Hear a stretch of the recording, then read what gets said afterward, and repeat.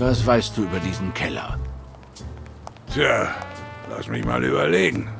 Nichts? Komm schon, Jake, verdammt nochmal. Bring dein Boxerhirn mal auf Trab. Irgendwas musst du doch wissen. Ich habe O'Leary mehrmals abgeholt, aber ich musste dann immer im Speisesaal warten. Eines Tages war es so spät, dass das Restaurant schon geschlossen hatte. Ich musste von einem Münztelefon in der Gasse da anrufen, um Bescheid zu sagen, dass ich da bin. Wenige Minuten später kam O'Leary dann aus dem Hinterausgang raus. Aus der roten Tür da. Gut, du bleibst beim Münztelefon. Warte, bis ich drin bin. Wenn du jemanden siehst, ruf die gleiche Nummer wie damals an. Lass zweimal klingeln und leg auf. Kapiert? Leck mich. Eine wirklich vielversprechende Nacht.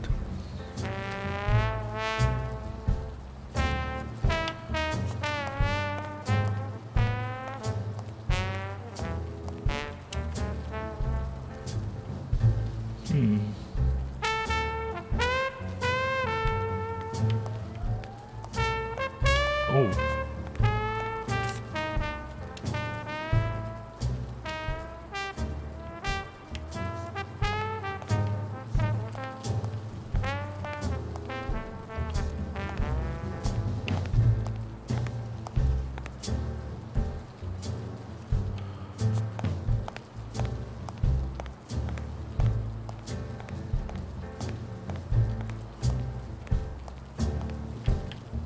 Und dort oben ist auch irgendeine Karte.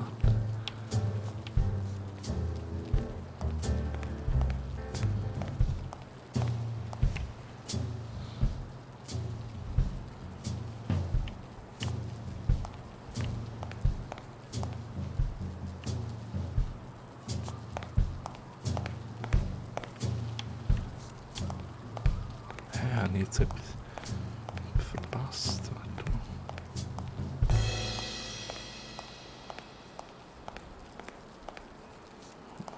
Oh. Etwas zu hoch zum Erklettern, falls der Keller, den ich suche, in dem Gebäude da ist.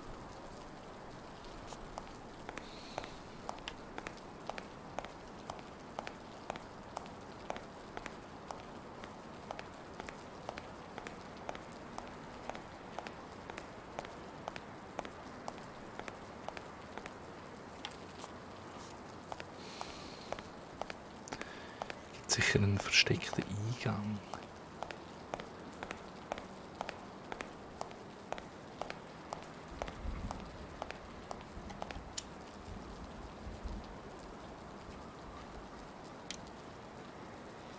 Okay.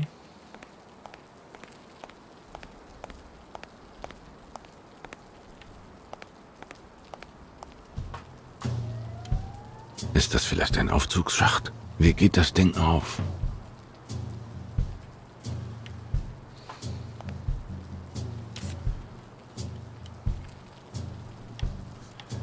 Das ist meistens irgendwie.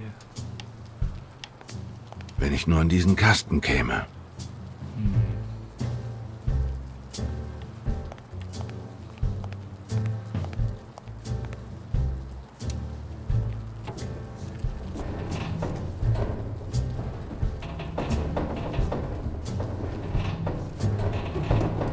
Was muss ich machen?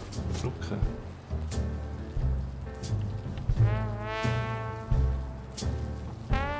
Also nochmal.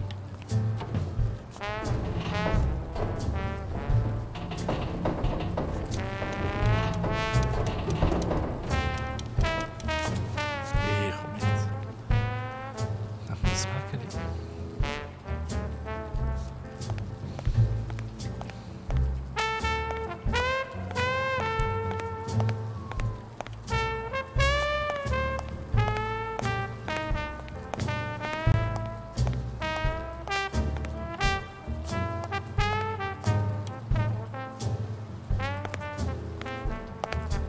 Was ist passiert? Sollen wir stiften gehen? Sehe ich so aus, als wäre ich in Eile.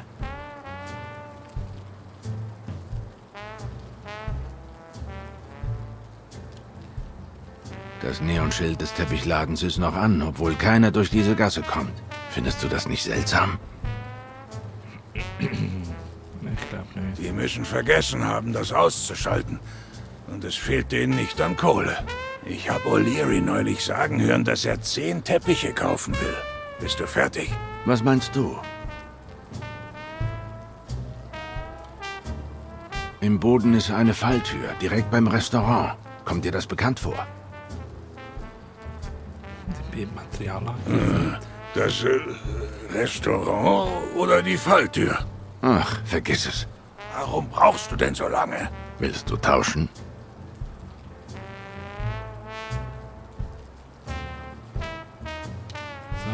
Ich brauche deine Muskelkraft, Jake. Was ist los? Ist die kleine Miezekatze zu... Und dein Schweigen.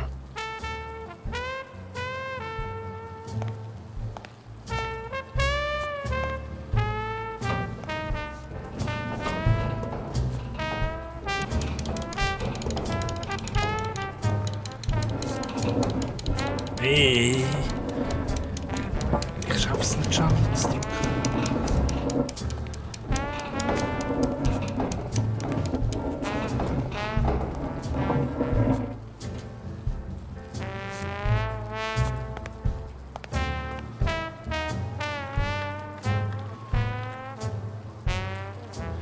Also.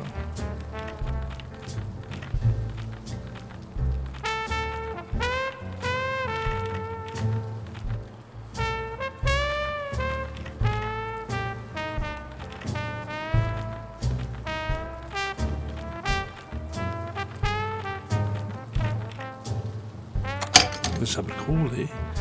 Ganz cool gemacht von der Steuerung her. Hey, cool.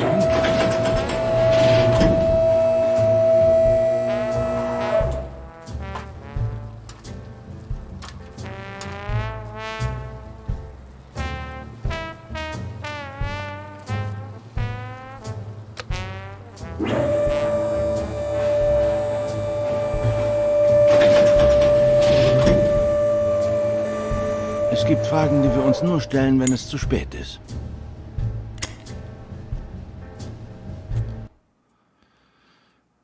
Ach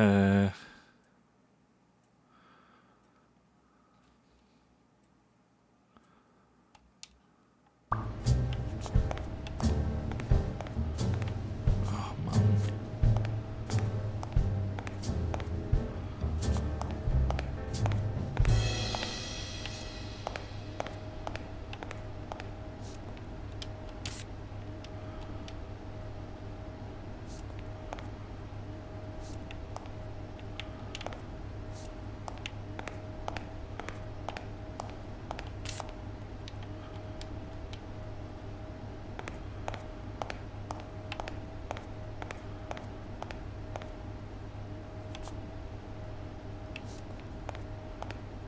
Das gibt's ja noch heute. Also da ist für den Lift, klar.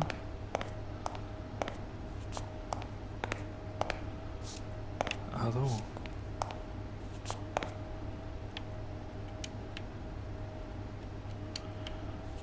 Wieso sehe ich das nicht?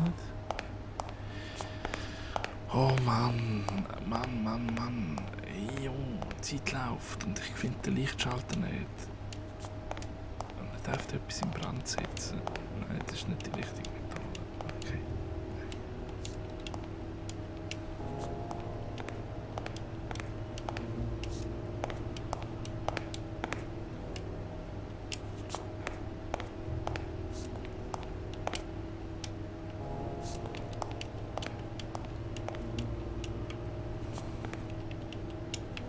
Oh nein, aber jetzt doch nicht. Manche Antworten bekommt man erst, wenn es längst zu spät ist. Victor! Oh, okay.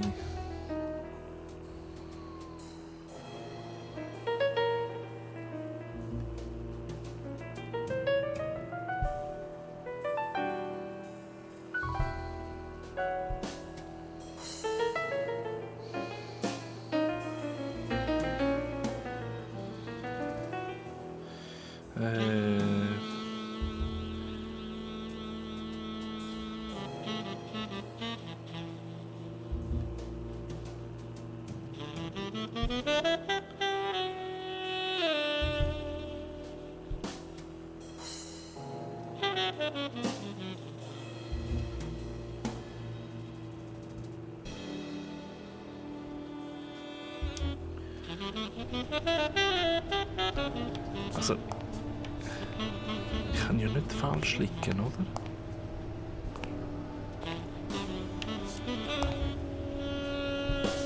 Die Knie kann er ja nicht.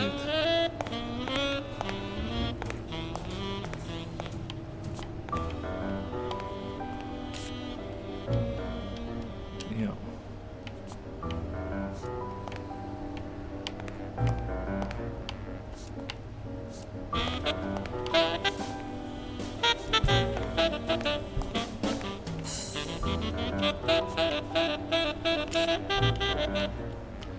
Ja, schon.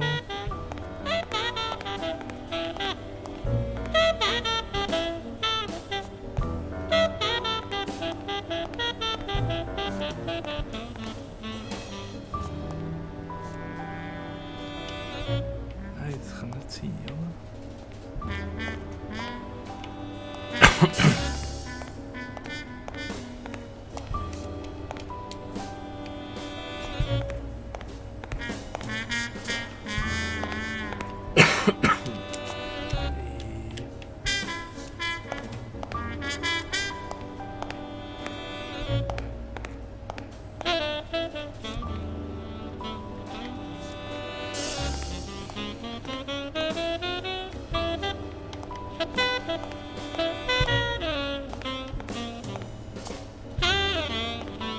Oh nein, nein, nein, nein! Aber jetzt doch nicht! Manche Antworten bekommt man erst, wenn es längst zu spät ist.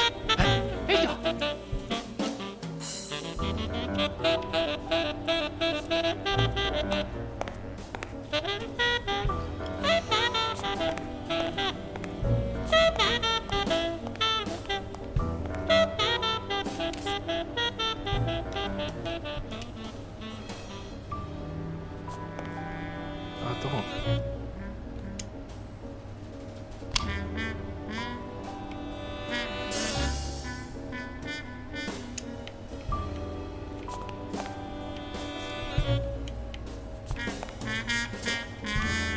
Was sollen die ganzen Zettel? Kriegen die so viele Bestellungen rein?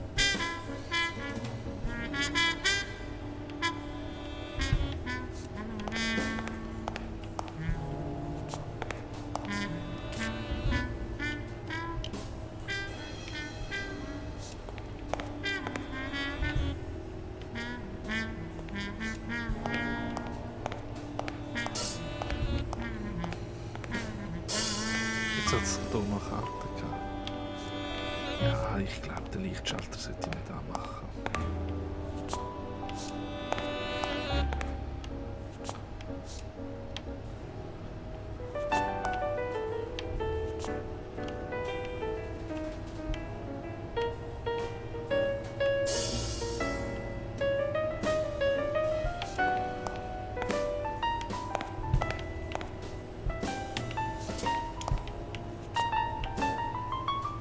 Sind die aus dem Laden nebenan?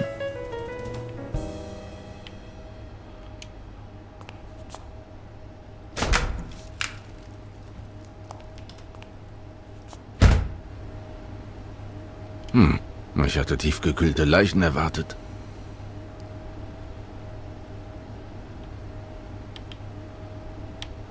Das sind doch...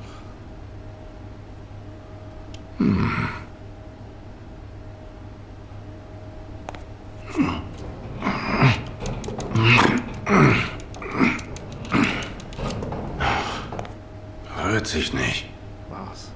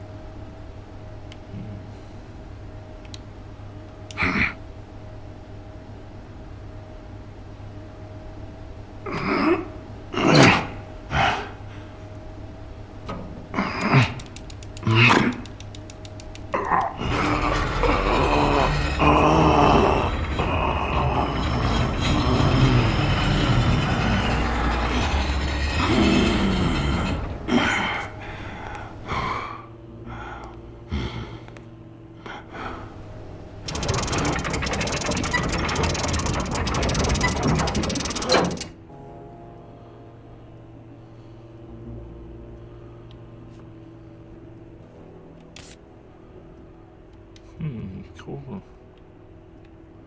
Die Quoten sind erdrückend zu Stones Gunsten. Ich weiß ja, dass er der amtierende Champion und Bobby Yale nur ein Herausforderer ist, aber ist vielleicht etwas zu seinem Zustand durchgesickert?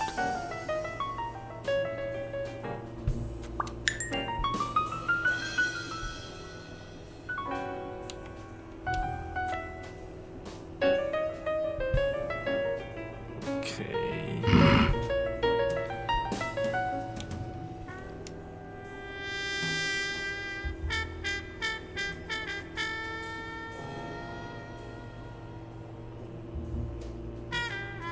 Ah, dann waren die ganzen schönen Zettelchen ja doch keine Bestellungen für das Restaurant.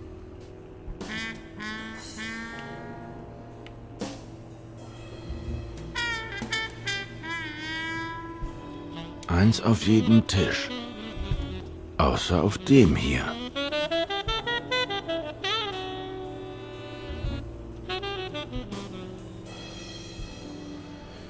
Ja, das sind Buchmacher.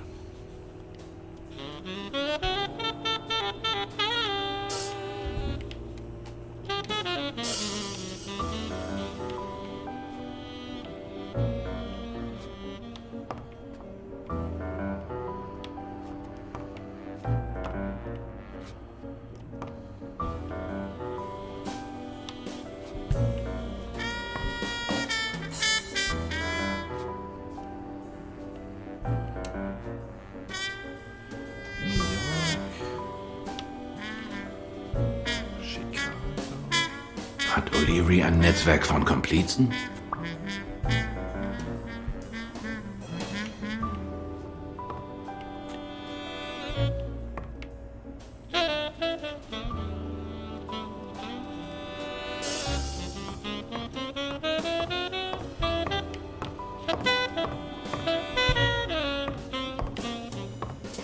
Wow, mir war gar nicht klar, dass man so viele Wetten auf ein einziges Baseballspiel platzieren kann. Wow.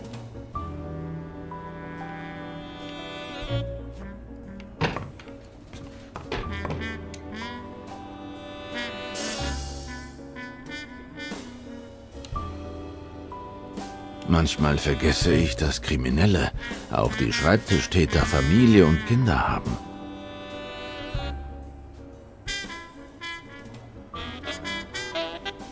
Wieder ein Beispiel dafür, dass sich das Verbrechen immer lohnt. 16 Tage bis zum Kampf. Sieht aus wie eine Zusammenfassung aller Wetten, die reinkommen. Tag, Betrag, Wette, Kunde. Moment mal, hat O'Leary selbst 5 Riesen auf Yale gewettet? Ein kleines Wunderding, das rechnen kann. Was kommt denn noch alles?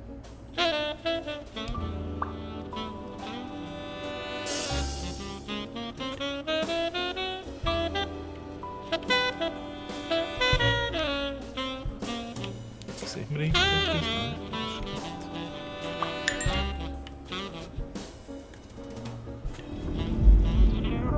Oh nein, jetzt ist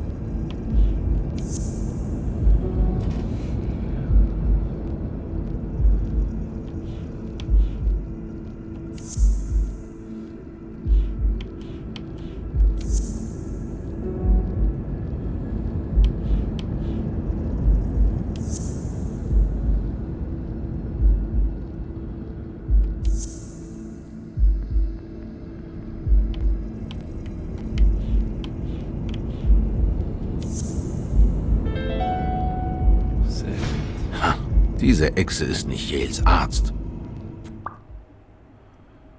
Oh oh.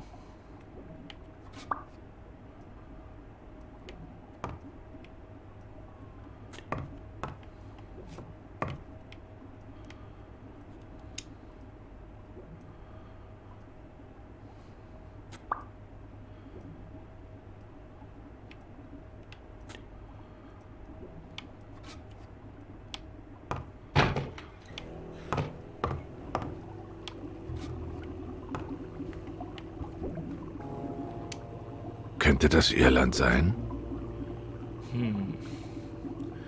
Mega düsteres Bild.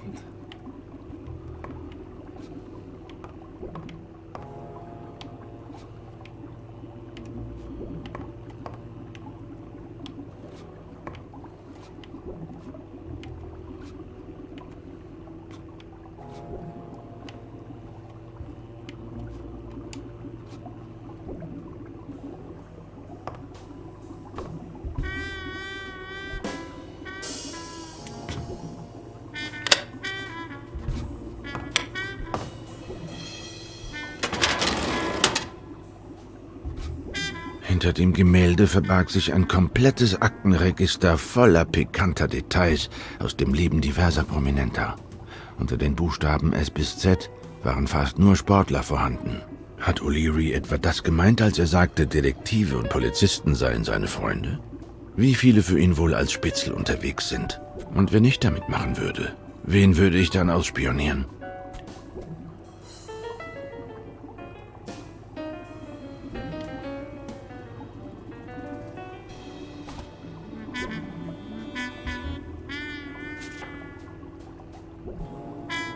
In Bobby Yales Akte konnte ich nur eine Aufstellung seiner unglaublichen Siegesserie als angehender Herausforderer finden. 20 Siege, 16 durch K.O. Allerdings hatte jemand am Ende der Akte ein Wort gleich mehrfach unterstrichen. Unbestechlich.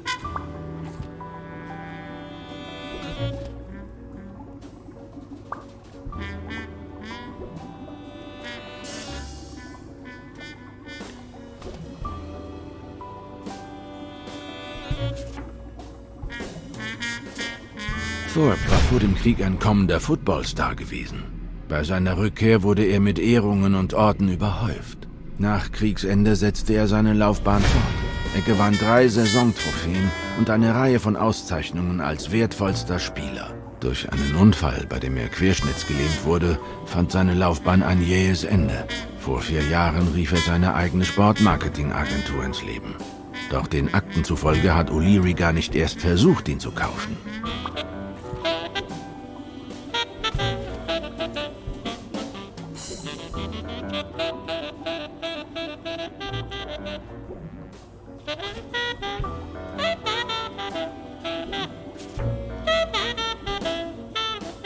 Laut seiner Akte war Stone so sauber und unbestechlich, dass sich O'Leary für einen subtileren Ansatz entschied. Als er sich von der Tennisspielerin Helen Moore trennte, brachte er sie offenbar mit Stone zusammen. Er hatte Glück, denn sie wurden ein Paar. Als ich die Akte gerade wieder zurückstecken wollte, hielt ich inne.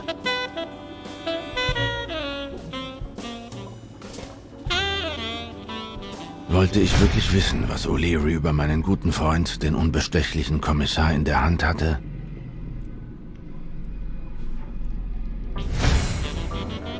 Ich seufzte erleichtert auf. O'Leary hatte mehrmals versucht, Smirnoff zu kaufen. Ohne Erfolg. Zum Glück hatte O'Leary nichts gegen ihn in der Hand oder gegen mich.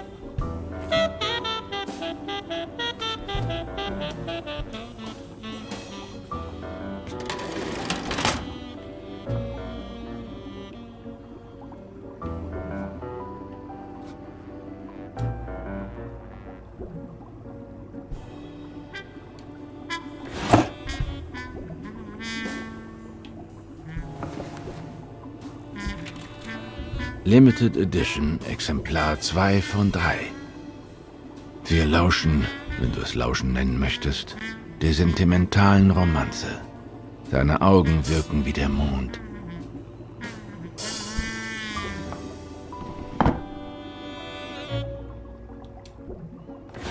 Wenn sie nicht mehr zusammen sind, Warum hebt O'Leary dann so viele Aufnahmen romantischer Augenblicke mit Helen Moore auf?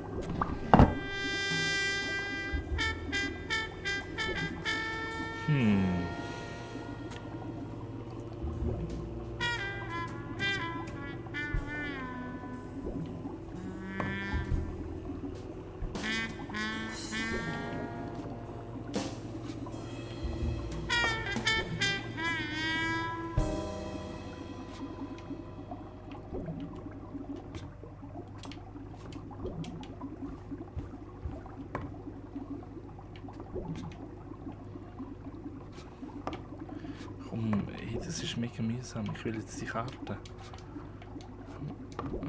Gib mir sie.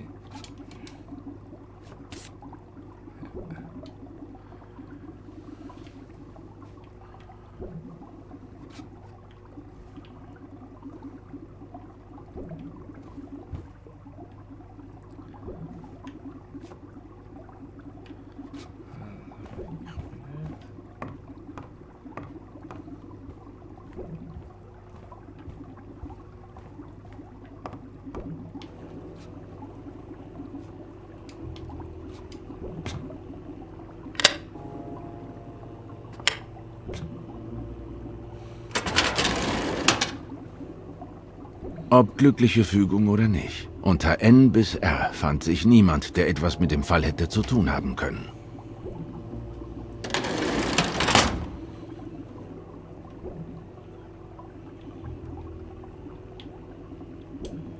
Ich würde sagen, das ist auch Irland.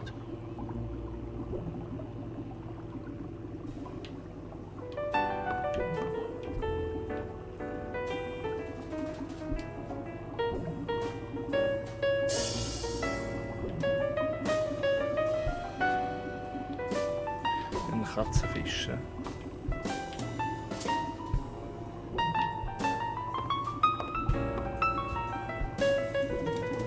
Ein Crossler? Die gute Nachricht ist, dass ich dafür keinen Dietrich brauche. Die schlechte Nachricht ist, dass ich keinen Sprengstoff dabei habe.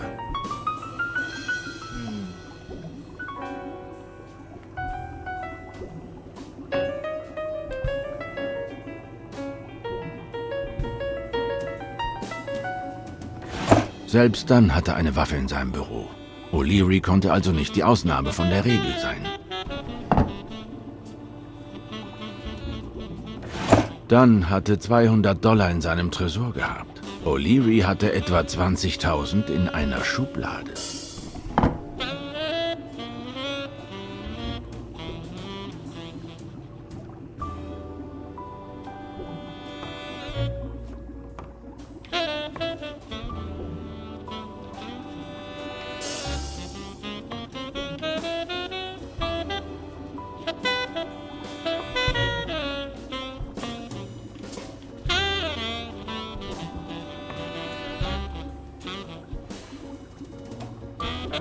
Irland, natürlich. Der Typ ist ja wie besessen.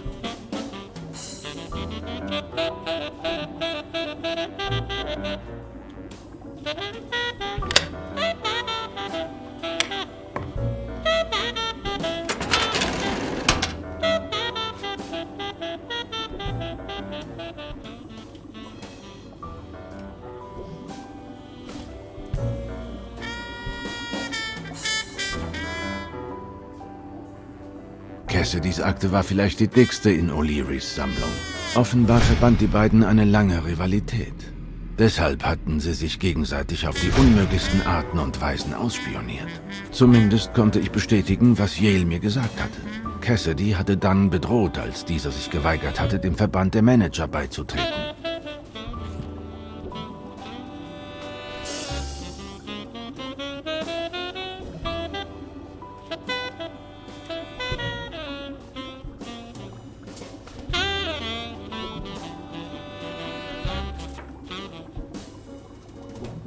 Dunns Integrität war legendär, selbst in O'Learys halbseidenen Akten. Genau wie von Yale erwähnt, hatte Joe vor etwa einem Monat einen von O'Learys Leuten aus dem Boxclub geschmissen, den er beim Herumschnüffeln erwischt hatte.